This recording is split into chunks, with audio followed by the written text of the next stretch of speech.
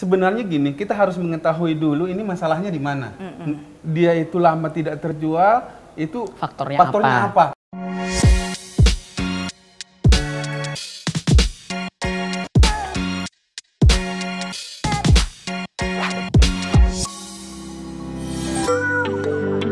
Halo Property People, apa kabar semuanya? Semoga semua dalam keadaan yang sehat ya. Senang sekali saya Desire Roring hadir kembali menemani Property People dalam 123 Pro Tips. Program yang menghadirkan para agen properti dengan pengalaman-pengalaman yang luar biasa yang nantinya selain kita akan share pengalaman-pengalaman mereka, mereka juga akan berbagi tips sukses menjadi seorang agen properti. Dan di sini pastinya saya tidak sendiri, di sini sudah ditemani oleh kedua narasumber kita, agen-agen properti yang luar biasa pengalamannya, hebat-hebat, dan pasti pengalamannya ini sudah tidak bisa diragukan lagi. Di sini sudah bersama saya ada Ibu Christina Hutapea selaku Principal LJ Hooker Serpong, dan juga ada Bapak Hasan selaku Principal Marketing 5.0. Betul ya Bapak Ibu ya? Betul. Baik, apa kabar Bapak Ibu? Baik. Baik, alhamdulillah. Sehat ya semuanya? Sehat. Oke, jadi mungkin kita bisa langsung mulai tanya-tanya ke Ibu Christina atau Boleh. Ibu Tina ya? Ibu biasanya. Tina. Ibu Tina dan juga Bapak Hasan. Sudah berapa lama nih Bu, Ibu berkecimpung di dunia properti? Saya berkecimpung di dunia properti ini memasuki tahun ke-17. Tahun ke-17, berarti dari 2005 awal. Oke, Iya. Iya. Jadi saya memulai menjadi agen properti ini sangat unik sekali ya. Oke, gimana Jadi, itu Bu? Property agent ini adalah profesi ibu rumah tangga yang sangat menarik ya. Oke. Karena apa? Karena kita bekerja waktunya sangat fleksibel. Fleksibel waktu ini sempat mengurus rumah tangga, sempat mengurus suami, mengurus anak-anak sekolah, tapi kita bisa sambil bekerja. Oke, dan untuk dari Bapak Hasan sendiri, sudah berapa lama Bapak berkecimpung di dunia properti, dan adakah daya tarik tersendiri ketika masuk ke dunia properti ini, Pak? Oh ya, saya mulai awalnya di dunia, saya bilang dunia properti ini ya, dari marketing itu dari tahun 2009, waktu itu saya bergabung dengan Century 21. Tapi sebelum itu saya sudah ikut-ikutan jualan sebagai broker seperti itu. Tapi pada saat kita masuk Century 21, kita kan harus ikut ujian tes yang sertifikasi seperti itu. Iya, Jadi sertifikasi. kalau nggak salah waktu itu kita harus punya pengalaman minimal 2 atau 3 tahun baru kita boleh ikut sertifikasi tersebut. Artinya kalau sampai sekarang itu udah lebih dari 10 tahun. Oh iya, Dan kalau tadi pertanyaannya apa yang menarik di dunia properti ini, sebenarnya kita mengetahui bahwa orang-orang kaya, walaupun dia kaya bukan dari properti, tapi dia pasti punya aset properti seperti itu. Oh, punya aset. Nah, mungkin selama udah lebih dari 10 tahun semuanya berarti ya, udah belasan tahun, Bapak dan Ibu ini pasti punya pengalaman yang menarik, yang unik, yang sampai sekarang itu masih teringat, yang tidak bisa dilupakan gitu. Mungkin bisa dari Bapak Hasan? Sebenarnya banyak pengalaman kita di lapangan Pasti, cuma mungkin saya cerita yang lebih memotivasi mungkin ya. Jadi di waktu itu saya salah satu manajer marketing di satu agensi yang kantornya di Bekasi. Dipercaya, kita diamanahin untuk sold outkan satu proyek tipe kecil sih, cluster seperti itu. Dimana kita dikasih tantangan itu harus sold out kurang lebih dari 1 bulan. Wah, luar biasa. Sementara mepet ya Pak. Sementara itu lahannya sendiri itu masih belum diapa-apain, masih dalam bentuk kebun. Dan kalaupun ada customer yang survei, itu mau nggak mau mereka harus masuk ke kebun tersebut seperti itu. Wow. Dan luar biasanya itu kita mengadakan bukan gathering ya, cuma survei bersama. Waktu itu Sabtu dan Ahad. Di hari pertama dan kedua itu alhamdulillah sudah sold 80%. Oke, kalau dari Ibu Tina? Sangat banyak pengalamannya, karena kita sudah 17 tahun. Tapi ada pengalaman yang indah, ada pengalaman yang tak terlupakan. Nah, saya akan bercerita sedikit pengalaman yang tak terlupakan pada saat kita transaksi rumah, ya, unit rumah. Jadi kedua pasangan suami istri ini sebenarnya belum sepakat untuk menjual rumah tersebut karena istrinya merasa kenapa rumah harus dijual. Sayang ya Bu. Sayang banget, tapi karena masalah ekonomi, suaminya punya hutang terhadap perusahaan sehingga harus dipasarkan dan dijual. Nah, pada saat penandatanganan akte jual beli di depan notaris, itu istrinya masih ngambek. Padahal udah di depan situ ya? Sudah di depan, tinggal tanda tangan, beliau tidak mau, akhirnya kita melakukan pendekatan dari sisi ilmu kejiwaan ya. Jadi saya mencoba untuk bertanya bagaimana dia berkenalan dengan suaminya, kemudian dia mulai bercerita, dan yang tadinya istri yang ngambek nggak mau lihat suami, terus saya tanya kenalan dengan bapak pada saat dulu seperti apa, jatuh cintanya seperti apa ya. Saya sentuh dari sisi sana dan kemudian dia mulai tersenyum dan akhirnya saya menyanyi di sana supaya dia mau menandatangani. Tergerak hatinya untuk mau melepaskan rumah itu. Saya menyanyi dengan lagu Ku coba bertahan mendampingi dirimu. Oke, semua pasti udah tahu di rumah. Tahu lagu itu ya pasti.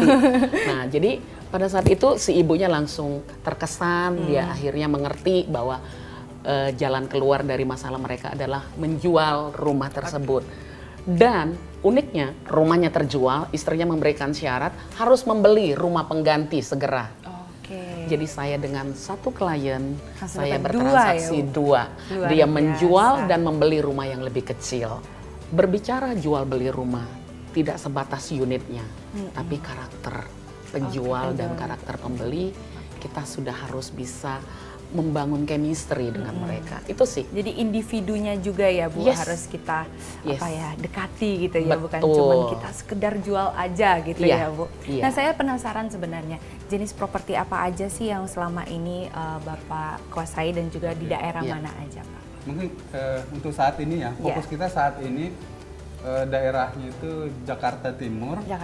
Karena menurut kita Jakarta Timur itu masih satu yang seksi ya untuk beberapa pembeli dan juga ada sih beberapa di sekitaran Cibubur arah ke Jati Asih, itu Jati Sempurna dan juga arah ke Tapos gitu. Kalau saat ini saya lebih fokus di primary, tentunya yang landed house ya. Nah, kalau dari Ibu? Ya, kalau saya fokusnya rumah dan pergudangan. Dan juga rumah. Iya, area saya itu kan area Serpong, area yang berkembang ya. Karena kami berada di kawasan di mana developer besar banyak di sana. Jadi yang membangun satu kota ya, membangun satu sistem perkotaan yang sangat baik.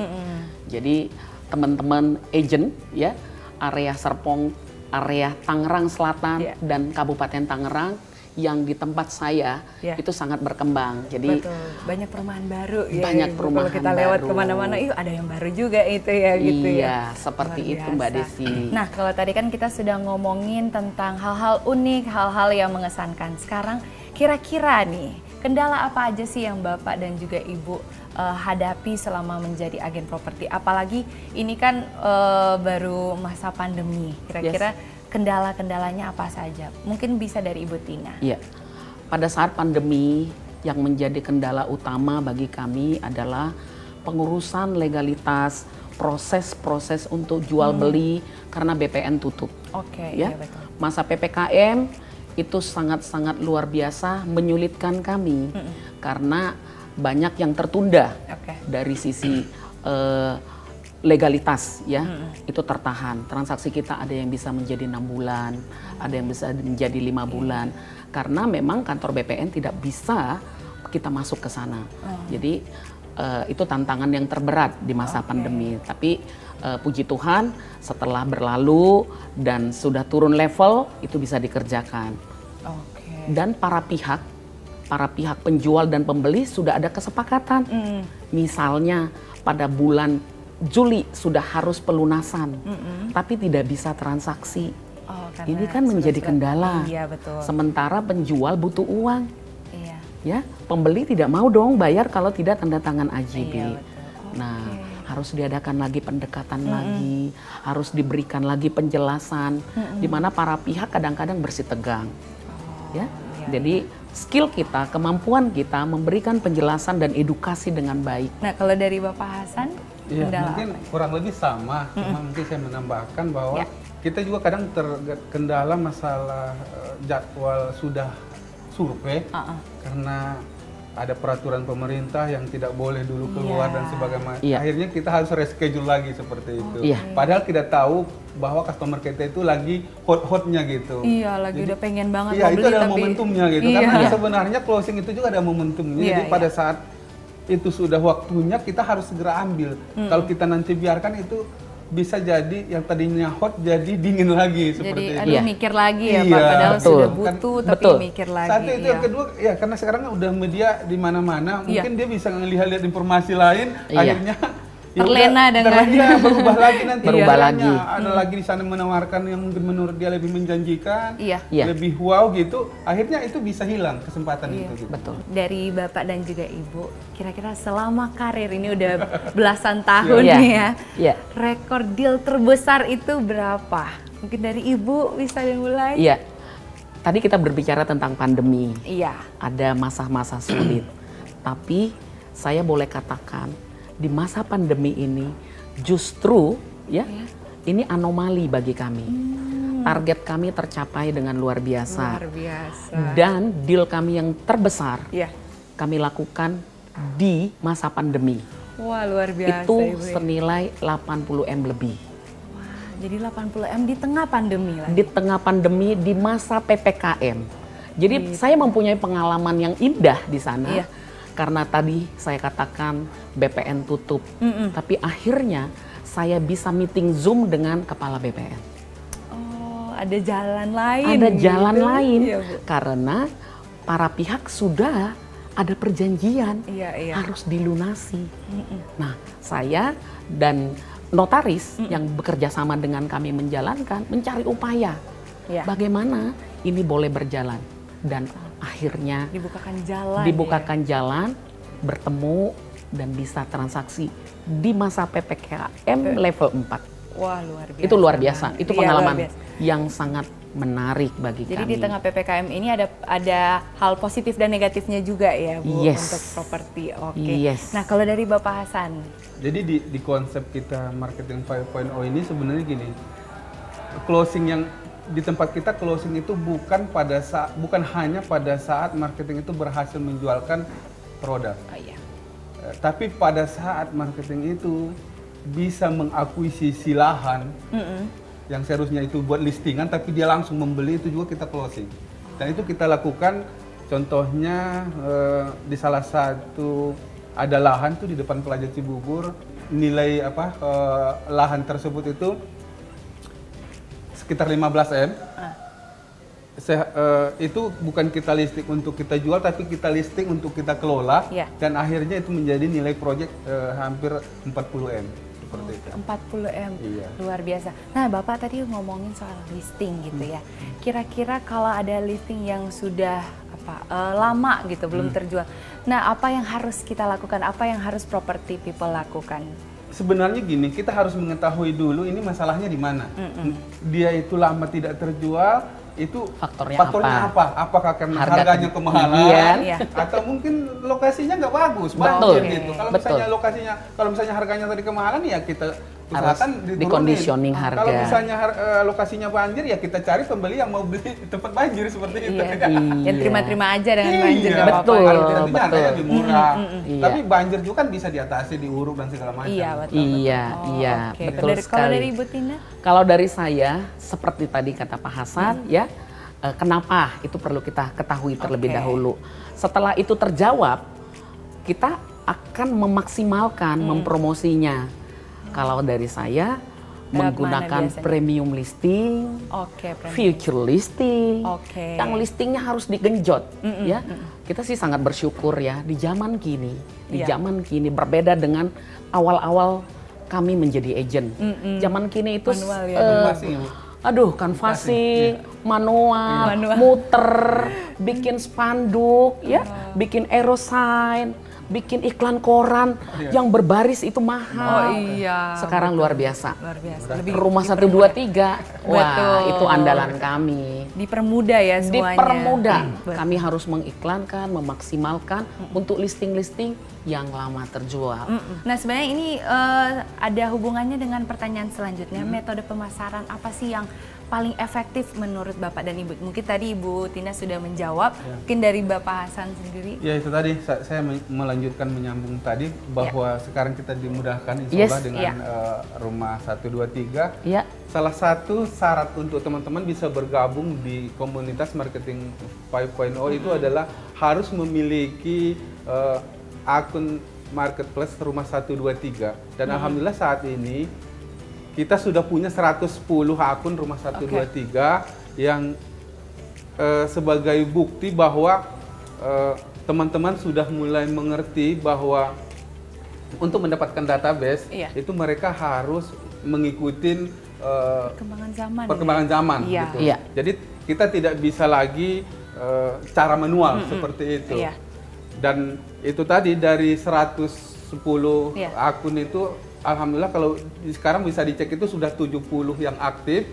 Insya Allah bulan depan tambah 20, 90 aktif itu plus nanti future-nya, kemudian itu FL-nya ya paket seperti itu agar mereka itu bisa lebih mudah mendapatkan database gitu. Karena biasa ya. Iya, ingin saya sampaikan juga bahwa jumlah closing itu pasti berbanding lurus dengan database yang kita miliki. Semakin banyak database yang kita miliki, otomatis semakin besar peluang kita closing itu semakin besar. Seperti jadi itu. Solusinya dari rumah 123 itu sangat luar biasa. Nah mungkin terakhir nih dari Bapak dan juga Ibu, ada nggak pesan dari Bapak Ibu atau tips untuk para agen yang baru ingin bergabung gitu di dunia properti?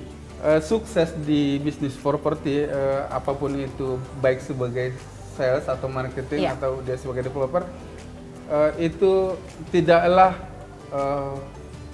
murni didapat dari bakat ya atau bawaan lahir, tapi butuh proses, mungkin juga sebagian orang butuh penderitaan lah bahasa saya ya. Jadi dengan itu tadi penderitaan, proses yang panjang itu bisa membentuk karakter seseorang itu jadi tangguh. Jadi karena di bisnis properti ini sebagai marketing di sini teman-teman harus bisa serius, fokus, tidak boleh menjadikan profesi ini sebagai sampingan. Luar biasa. Nah kalau dari Ibu Tina? Iya, tak jauh berbeda dengan Pak Hasan, fokus. Dan yang paling penting adalah fokus marketing area. Jadi setiap marketing harus mempunyai fokus areanya di mana. Jadi kalau dia fokus di area, satu area yang dia pilih, yang dia kuasai, benar-benar dikuasai. Jadi berapa properti yang ada di sana, apa selling point di area sana, dia sudah menguasai. Jadi begitu ada klien yang datang untuk mencari, misalnya kayak saya area BSD, nah itu sudah paham, sudah paham dengan udah pakem, ya. Jadi fokus marketing area itu adalah salah satu tips ya untuk agen-agen yang baru mau bergabung. Dan saya katakan, agen properti ini adalah pekerjaan yang tidak bisa sambilan, walaupun waktunya fleksibel, ya harus fokus, dan kita mengikuti SOP, ya. Banyak ilmu yang kita dapat di dalam properti ini, ya. Belajar, dan belajar. Kami di sini bisa melewati 10 tahun, itu karena kami mau belajar ya Pak. Dan hasilnya itu akan mengikuti. Ya, luar biasa banget, dan ternyata berakhir sudah, ini waktunya sudah habis ya. Terima kasih banyak Bapak Hasan dan juga Ibu Tina yang sudah meluangkan waktu dan juga sudah berbagi ilmu dengan Property People semua.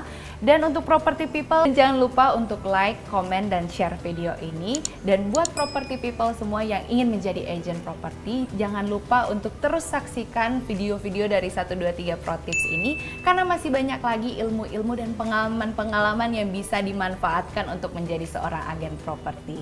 Dan akhir kata, saya Desire Roring pamit undur diri. diri. Terima kasih semuanya, mulai dari nyari sampai nempatin rumah baru pastinya di rumah123.com karena kami ada buat kamu. Sampai jumpa di 123 Pro Tips episode selanjutnya. Bye!